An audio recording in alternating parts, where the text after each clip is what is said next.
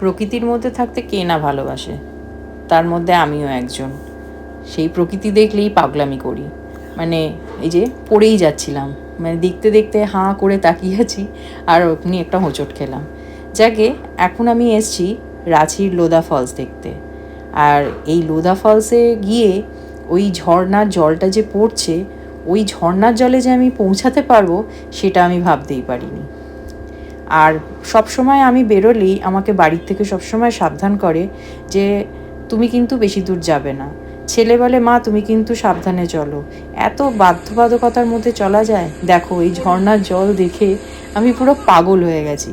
আর এই সুযোগেই কিছু আমি ফটোও তুলে নিলাম, যদিও ফটোগুলো আমার ছেলে তুলে দিয়েছে, আর কিছু তোরসা তুলে দিয়েছে। তোরসা হচ্ছে আমার বোনের মতো, খুব ভালো মেয়ে। যাই হোক, এইভাবে আমরা নানা রকম ফটো তুললাম, মজা করলাম, আর দিনটাকে এইভাবে ঘুরে আনন্দ করে কাটিয়ে দিলাম।